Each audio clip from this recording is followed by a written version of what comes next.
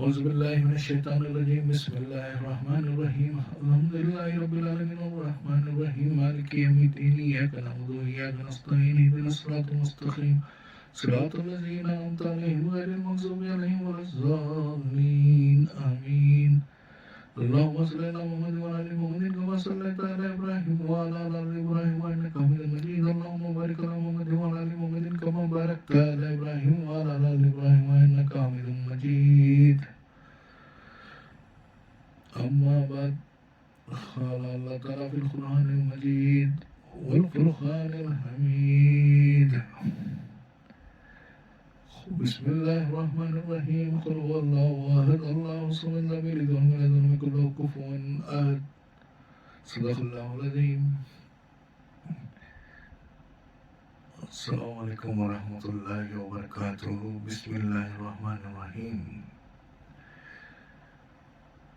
دوستوں، بزرگوں، بھائیوں، بہنوں، بچوں، اللہ سے امید ہے کہ اللہ تعالی ہم سب کو ایمان پہ خاتمہ فرمائے گا. اللہ سے امید ہے کہ اللہ تعالی ہم سب سے راضی ہو جائے گا. اللہ کا فضل و کرم ہے کہ اللہ تعالی نے ہم سب کو ایمان کی دولت سے نوازا، مسلمان گھروں میں پیدا فرمایا اور تھوڑی دیر کے واسطے میرے ساتھ اللہ اور اللہ کے رسول کی بات سننے اور سمجھنے کی توفیق عطا فرمایا. بھائی دوستو، اللہ تعالیٰ سورہ طٰہٰ میں 20واں چیپٹر ہے قرآن کے اندر، سورہ طٰہٰ ایک آیت میں فرماتے ہیں میں ہی اللہ ہوں. I am اللہ. میں ہی اللہ ہوں، میرے سوا کوئی معبود نہیں. اللہ تعالیٰ ارشاد فرما رہا ہے میں ہی اللہ ہوں، میں ہی اللہ ہوں، میرے سوا کوئی معبود نہیں.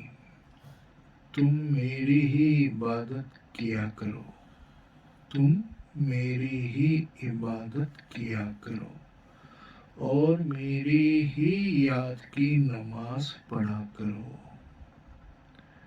اور میری ہی یاد کی نماز پڑھا کرو. 20واں سورہ ہے، 14ویں آیت ہے. بہت خوبصورت انداز ہے اللہ تعالیٰ کا قرآن کریم میں. اللہ تعالیٰ موسیٰ سے مخاطب ہے. موسیٰ جیسے ہی درخت کے پاس گئے پہاڑ کے اوپر تو آواز آئی موسیٰ میں ہی تمہارا رب ہوں. اور جو جوتے پہنے ہوئے تھے موسیٰ نے ان کو کہا گیا کہ جوتے نکال کے آؤ پاس میں، پاک جگہ ہے. تو پھر اللہ تعالیٰ نے اس طریقے سے ارشاد فرمایا میں ہی اللہ ہوں، میں ہی اللہ ہوں، میں ہی اللہ ہوں. تم میری ہی عبادت کیا کرو، تم میری ہی عبادت کیا کرو، تم میری ہی عبادت کیا کرو اور میری ہی یاد کی نماز پڑھا کرو، میری ہی یاد کی نماز پڑھا کرو، میری ہی یاد کی نماز پڑھا کرو. یہ آیت ہے سورہ طٰہٰ کی 14ویں نمبر. تو دوستو، اللہ سے امید ہے کہ آپ نے آیت ذہن میں رکھ لی ہوگی، اپنے دماغ میں بٹھا لی ہوگی اور اس آیت کو یاد بھی کر لیا ہوگا، کیونکہ آیت کو 3 دفعہ دہرایا گیا ہے، آپ کے سامنے ریپیٹ کیا گیا ہے. دوستو یہ آیت بہت ہی قیمتی آیت ہے. اس میں اللہ تعالیٰ نے اپنی توحید بتا دی اور توحید کو قبول کرنے کا طریقہ بھی بتا دیا. یہ آیت صوفیزم کے لیے بیسٹ آیت ہے. اور جو تلاوت کی گئی سورہ اخلاص، اس میں اللہ کا انٹروڈکشن، تعارف، اللہ کی پہچان بتائی گئی ہے. اس کی بھی تفسیر کریں گے. تو سب میں پہلی چیز ہم نے اس آیت میں اللہ کا خطاب سنا. موسیٰ کے لیے قرآن کے اندر نازل ہوا ہے اور اللہ تعالیٰ کہتے ہیں میں ہی اللہ ہوں. یہ اللہ کا بہت بڑا احسان ہے کہ اللہ مخاطب ہو رہا ہے کہ میں ہی اللہ ہوں. کوئی اور نہیں کہہ رہا ہے، خود اللہ کہہ رہا ہے کہ میں ہی اللہ ہوں اور تم میری ہی عبادت کیا کرو. اللہ حکم دے رہا ہے. بندگی، غلامی، پرستش، ہر طرح کی عبادت صرف اللہ کے لیے ہے. اور اللہ تعالیٰ عبادت کا مفہوم بھی بتا رہا ہے. عبادت کون سی عبادت؟ جو اللہ کو پسند ہے. کہتے ہیں میری ہی یاد، یعنی کہ ذکر بھی ہو رہا ہے یہاں پہ. میری ہی یاد کی نماز پڑھا کرو. تو بھائی صوفیزم کے تعلق سے یہ بہترین آیت ہے. اس کو یاد کر لینا. 20واں چیپٹر 14 ورس 14 سینٹینس 14ویں آیت 20واں سورہ. تو یہ ہم لوگ صوفیزم کا پارٹ کر رہے ہیں. فرسٹ پارٹ ہوا ہے، سیکنڈ پارٹ ہے. اس میں ہم لوگ بتائیں گے میں مسلمان کیوں ہوں اور مسلمان بننے کے لیے مجھے کن چیزوں کی ضرورت پڑتی ہے اور میں کیوں اپنے آپ کو مسلمان ہونے پہ اللہ کا احسان مانتا ہوں اور میں خود کو خوش نصیب کیوں کہتا ہوں کہ میں مسلمان ہوں. By luck, by choice, I am a Muslim. By luck اس لیے کہ مسلمان گھرانے میں پیدا ہوا. بائی چوائس اس لیے کہ میں نے تحقیق کی، ریسرچ کی کہ میں مسلمان کیوں. تو صوفیزم میں سب میں پہلا سوال مسلمان کیوں. تو ایک حدیث ہے بخاری شریف کی، چیپٹر 10 ہے 38 یا 37 ہے. اس میں 50ویں حدیث آتی ہے جسے حدیث جبرائیل کہتے ہیں. بخاری کی حدیث ہے. تو چلو اس حدیث کا مطالعہ کرتے ہیں اور اس حدیث کے ڈیٹیلز سنتے ہیں.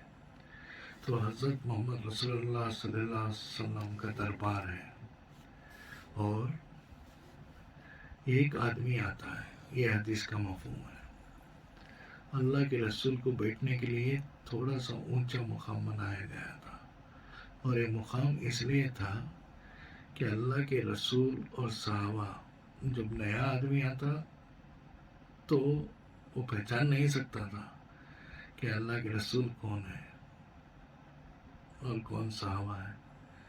جب اللہ کے رسول اور ابو بکر صدیق رضی اللہ تعالیٰ عنہ ہجرت کر کے مدینہ پہنچے تھے تو اللہ کے رسول آرام کر رہے تھے. حضرت ابو بکر بیٹھے ہوئے تھے جاگتے ہوئے. تو سب آ کے اللہ کے رسول سمجھتے ہوئے حضرت ابو بکر سے ہاتھ ملا رہے تھے. بعد میں جب دھوپ آنے لگی تو حضرت ابو بکر صدیق اپنی چادر سے اللہ کے رسول کی طرف سایہ کرنے لگے. تو جب لوگوں نے سمجھا کہ حضرت صلی اللہ علیہ وسلم آرام کر رہے ہیں تو اس لیے تھوڑا سا ایک مقام بنایا گیا جہاں پہ اللہ کے رسول بیٹھا کرتے ہیں، اونچے مقام پہ. تو ایک شخص آیا، کہتے ہیں نہ تو سفر کی تھکان دکھ رہی تھی، نہ تو کپڑے میلے تھے، اور صحابہ کو یہ بھی اندازہ ہو چکا تھا کہ یہ یہاں کا آدمی نہیں ہے، کہیں اور سے آیا ہے۔ سیدھا آ گیا، اللہ کے رسول کے سامنے بیٹھ گیا اور سوالات ہونے لگے۔ سب میں پہلا سوال، یہ حدیث جو ہے روایت کرتے ہیں حضرت ابو ہریرہ، 50ویں حدیث ہے بخاری کی، 37 چیپٹر ہے۔ اس میں 3 باتوں کو ایک ساتھ لایا گیا، ایمان، اسلام اور احسان۔ یہ جو تیسرا پوائنٹ ہے احسان، یہ صوفیزم کی بنیاد ہے حدیثوں کے متعلق۔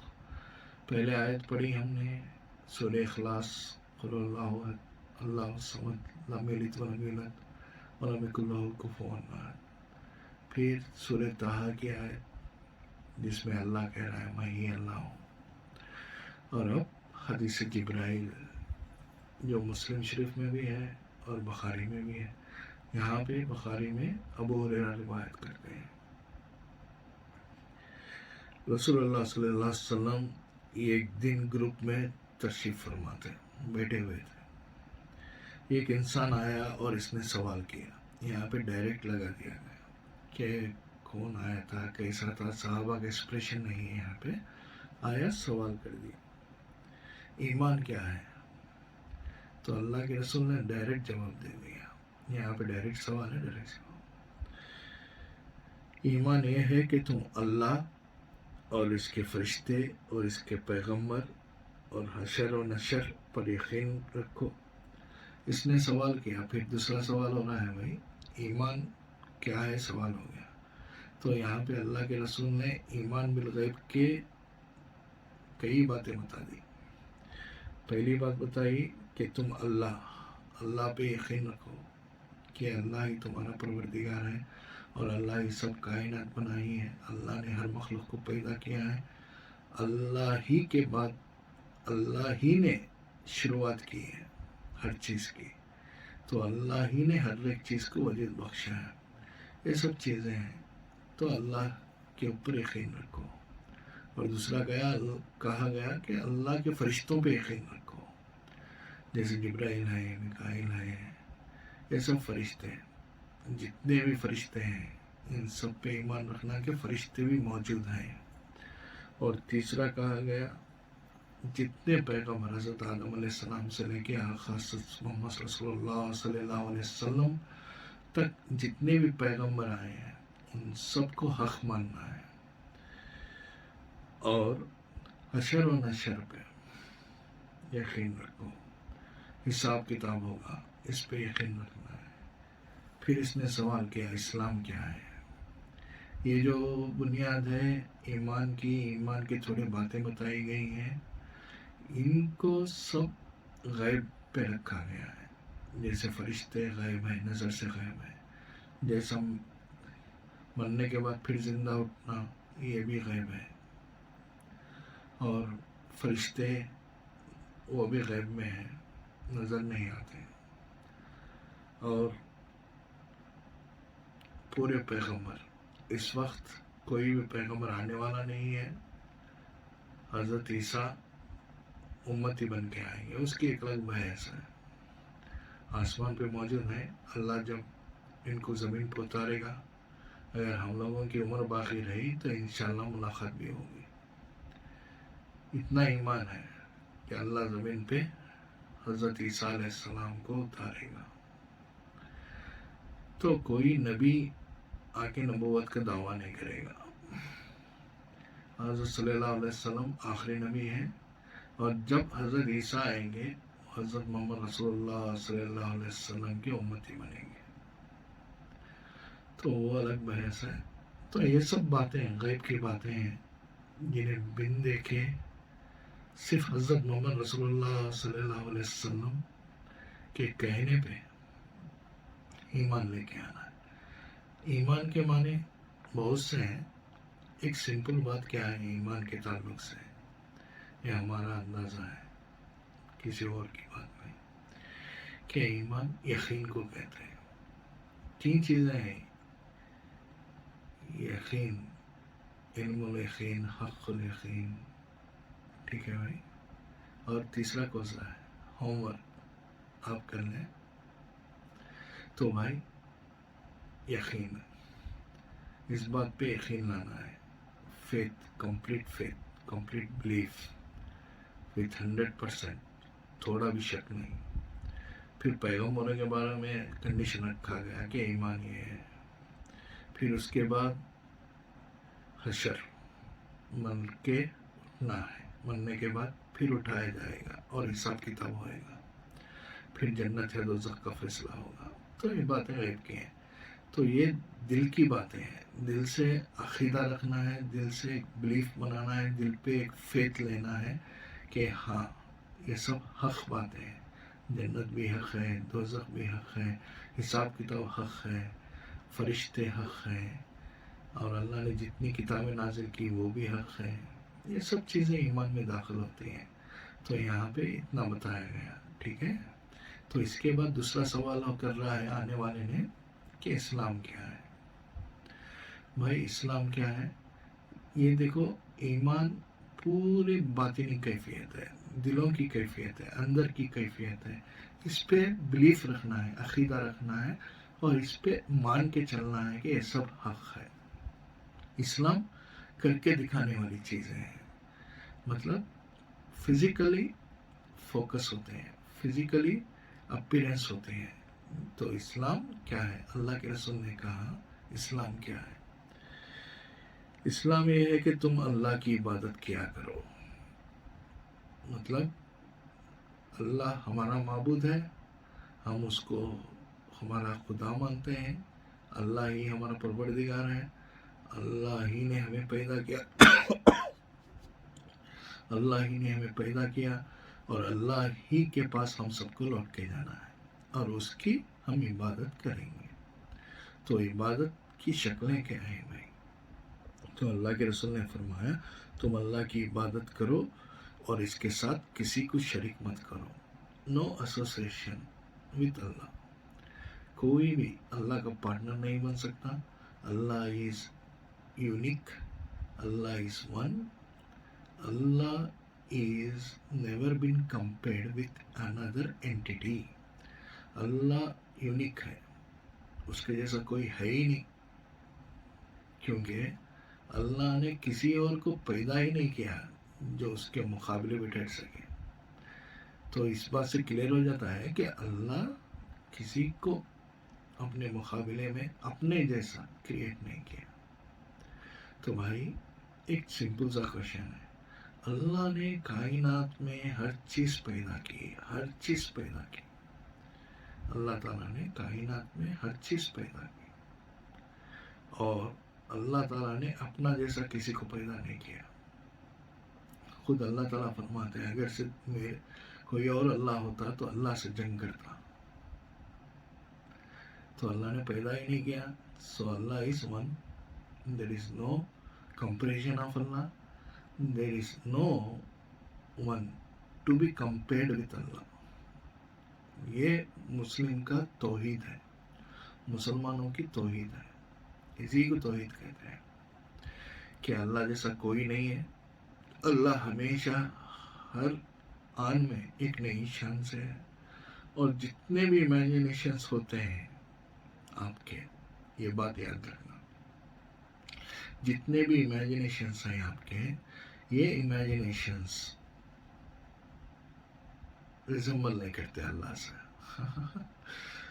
اللہ سے ریزمبل ہوتے ہی نہیں ہیں۔ آپ جتنا دماغ لڑائیے، آپ اپنا خیالات بنائیے دل سے، دماغ سے، جہاں سے بھی ہو سکتے ہیں، امیجنیشنس گروپ بن کے یا سنگل انڈیویجل، کتنے بھی امیجنیشنس لاؤ، وہ اللہ سے ریزمبل نہیں ہوتے۔ یہی اللہ کی خاصیت ہے۔ اسی بات پہ اللہ کے اوپر ایمان لانا چاہیے کہ ہم ایسے اللہ کی عبادت کرتے ہیں جو تصور میں بھی نہیں آتا، اور جو بھی تصور ہو رہا ہے اس سے ریزمبل نہیں ہوتا۔ ہاں، تو اللہ کی یہی شان بہت بڑی ہے کہ ہم لوگ اس کو کسی سے کمپیئر نہیں کرتے اور کسی کی صفاتوں کو بھی اس میں شامل نہیں کرتے، تو اللہ کا شریک نہیں ہے. اللہ کی عبادت کریں گے اور اللہ کے ساتھ کسی کی شرکت ہم لوگ نہیں ٹھہرائیں گے. یہ ہو گیا. تو نماز کو پوری طرح ادا کرو، یہ ہے حضرت جبرائیل کا جواب. کون دے رہے ہیں؟ حضرت صلی اللہ علیہ وسلم. اسلام کیا ہے؟ اس کا جواب میں اللہ کے رسول کہہ رہے ہیں کہ تم پوری نماز ادا کرو. اس میں آگے بھائی ہر قسم کی نماز، فرض نمازوں کے علاوہ جتنے بھی نمازیں ہیں سب آگے. یہ میرا مفہوم ہے بھائی، حدیث کے الفاظ نہیں. خالی کیا کہہ رہے ہیں اللہ کے رسول؟ حدیث کے الفاظ کیا ہیں؟ نماز پوری طرح ادا کرو. اس میں میں مفہوم لے رہا ہوں کہ پوری طریقے سے، پوری رکعتیں، پورے فرض کے ساتھ، پوری سنتوں کے ساتھ، اور جو کچھ اللہ تعالیٰ نے نماز کے حرکات میں، اس میں جو بھی شکل صورت ہے اس کو ادا کرنا ہے. اور ایک چیز، فرض نمازوں کے علاوہ تمام نمازوں کو بھی انکلوڈ کر لینا. یہ اسلام ہے بھائی. نہیں بھائی ہم لوگ خالی فرض پڑھ لیں گے، تہجد چھوڑ دیں گے. بھائی ہم لوگ خالی فرض پڑھیں گے، سنتیں چھوڑ دیں گے. بھائی ہم لوگ فرض پڑھ لیں گے، سنتیں پڑھ لیں گے، وتر چھوڑ دیں گے. ایسا نہیں ہے. سب نمازیں اللہ کے قریب کرتے ہیں، اور نفل نمازوں کی افضلیت بہت ہے. اور رات کی نماز خاص طور پہ اللہ کے رسول کے لیے فرض تھی، تہجد. اور تہجد ایسی لاڈلی نماز ہے، اللہ کو منوا کے ہی رہتی ہے. اور تہجد پڑھنے والوں کے چہروں کے نور کی تعریف کیا کرنا ہوئی. اللہ ہم سب کو تہجد پڑھنے کی توفیق عطا فرمائے. تو اسلام کی سوال چل رہا ہے. حضرت جبرائیل کو حضرت محمد رسول اللہ صلی اللہ علیہ وسلم جواب دے رہے ہیں نماز پوری ادا کرو. اس کے بعد زکوٰۃ، رمضان کے روزے، یہ سب باتیں آتے ہیں. تو رمضان کے روزے بھی کہے گئے اور زکوٰۃ بھی کہی گئی. اور زکوٰۃ کے تعلق سے تو آپ کو پتہ ہے، جس کے اوپر فرض ہے وہ ادا کرے گا، جس کے اوپر فرض نہیں ہے وہ نہیں کرے گا. اور اس کے بعد رمضان کے روزے، یہ ہر ایک پہ فرض ہے، اور اس کی جزا، جو روزے کا بدلہ ہے، اللہ خود دے گا. اس پہ اسپیسیفائی نہیں کیا گیا کہ کتنا ملے گا، کیا ملے گا. تو پھر اور اسلام کے اندر یہ بھی بات شامل کی گئی، حج. اگر سے تمہارے میں استطاعت ہو تو حج کرنا فرض ہے. اگر سے پیسہ کیسا نہیں ہے تو حج ناٹ کمپلسری فار یو. تو یہ ظاہری عبادتیں کس میں داخل ہوتے ہیں بھائی؟ اسلام کے اندر داخل ہوتے ہیں. اب جو تیسری بات آ رہی ہے وہ بات ہے احسان کیا ہے. یہ اللہ اکبر، سبحان اللہ. پہلے ایمان کے تعلق سے بتایا گیا، پھر فزیکل چیزوں پہ لا لیا گیا اسلام میں. اب بندے کا اور اللہ کا کنیکشن دکھایا گیا. سبحان اللہ بھائی، یہ گہری بات ہے. اور یہ بات جو بتا رہا ہوں میں، ہر مسلمان بھائی سے شیئر کرنا، اور بہن سے شیئر کرنا، بیٹی سے شیئر کرنا، بیٹے سے شیئر کرنا، بہو سے شیئر کرنا، داماد سے شیئر کرنا. ٹھیک ہے؟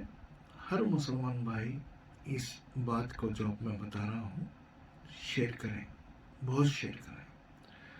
اور اللہ کے رسول کی حدیث کے ذریعے سے بتا رہا ہوں، بخاری کی حدیث ہے. قرآن کے بعد سب میں سچی حدیث کلیکشن بخاری کی حدیث ہے.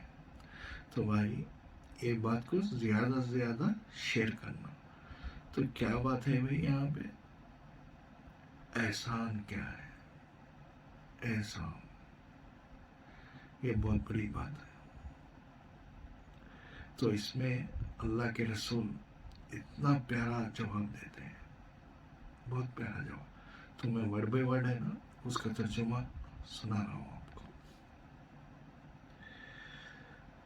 احسان یہ ہے کہ تم اللہ کی عبادت ایسے کرو. احسان یہ ہے کہ تم اللہ کی عبادت ایسے کرو جیسے تم اس کو دیکھ رہے ہو، جیسے تم اس کو دیکھ رہے ہو. احسان کا ڈیفینیشن ہو رہا ہے. جبرائیل کا کوشچن ہے احسان کیا ہے؟ تو جواب اللہ کے رسول دے رہے ہیں صلی اللہ علیہ وسلم. احسان یہ ہے کہ تم اللہ کی عبادت، احسان یہ ہے کہ تم اللہ کی عبادت، یہ عبادت میں نماز بھی آ گیا، ذکر بھی آ گیا، ہر عبادت جو کچھ اللہ اس کو راضی کرتے وہ عبادت انکلوڈ ہو رہی ہے 24/7. احسان یہ ہے کہ تم اللہ کی عبادت ایسے کرو جیسے تم اس کو دیکھ رہے ہو، جیسے تم دیکھ رہے ہو. آنکھ اپنی آنکھوں سے، اپنے ویژن سے دیکھ رہے ہو. کس کو؟ اللہ کی عبادت کرتے ہوئے. یو آر واچنگ ہم، آپ دیکھ رہے ہو. کس کو؟ اللہ کو دیکھ رہے ہو. پہلا پوائنٹ ہے. شروعات ایسے ہو رہی ہے. احسان کیا ہے؟ کوشچن ہے، اس کا جواب.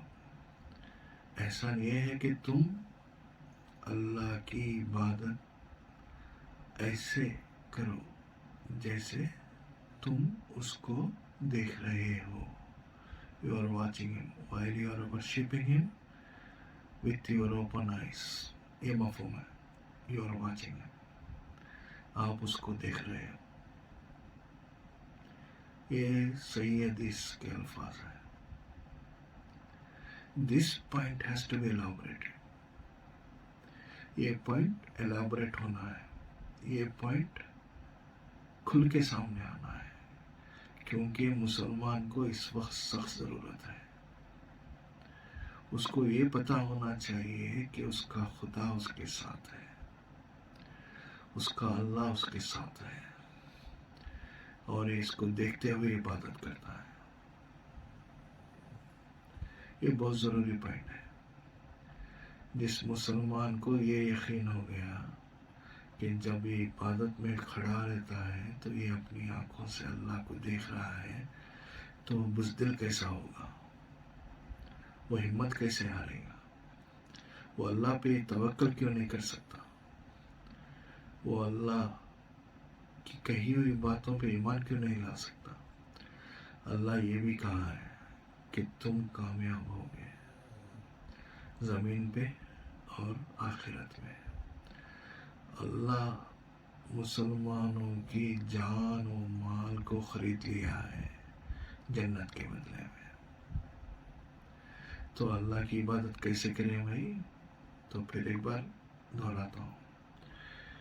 احسان یہ ہے کہ تم اللہ کی عبادت ایسے کرو جیسے تم اس کو دیکھ رہے ہو. یہ پوائنٹ بھائی بسرنا نہیں، پہلا پوائنٹ ہے. اللہ کے رسول کہہ رہے ہیں پس اگر تم اسے نہیں دیکھ رہے ہو، پھر اللہ کے رسول کہتے ہیں، یہ بہت آپشنل بات ہو گئی. پس اگر تم اسے نہیں دیکھ رہے ہو تو وہ تمہیں دیکھ رہا ہے. بھائی یہ تھوڑا پرانا اردو ہے، اب اسے میں ایلابوریٹ کرتا ہوں. اگر سے تم اللہ کو دیکھتے نہیں ہو، نماز میں نظر نہیں آ رہا ہے اللہ، روزہ کرتے خط پہ نظر نہیں آ رہا ہے، جب بھی کوئی بھی عبادت جس شکل میں بھی کر رہے ہو آپ، اللہ آپ کو نظر نہیں آ رہا ہے، تو سیکنڈ آپشن ہے. First option is well and good, very important. First option obligatory میری نظریے میں فرسٹ آپشن ہے. تم اللہ کی عبادت ایسے کرو جیسے تم اللہ کو سامنے پاتے ہو، اللہ کو دیکھ رہے ہو. یہ بہت ضروری ہے. جب تک یہ بات نہیں آئے گی مسلمان غالب نہیں آئے گا. اللہ کی عبادت اس عقیدے سے، اس طریقے سے ہونی چاہیے میرے بھائی کہ ہم اللہ کو دیکھتے ہوئے عبادت کریں. بہت پاورفل بات ہے. سیکنڈ آپشن کیا دے رہے ہیں اللہ کے رسول؟ اگر سے تم دیکھ نہیں پا رہے ہو تو اتنا سوچ لو کہ وہ تمہیں دیکھ رہا ہے. یہ احسان کی کیفیت ہے. میں یہاں پہ اس حدیث کو روکتا ہوں. پھر قیامت کی نشانیوں کے تعلق سے وہ بعد میں دیکھتے ہیں. اب اس حدیث کو ان الفاظوں پہ چالو کرتا ہے. احسان، یہی صوفیزم ہے. تصوف یہی ہے.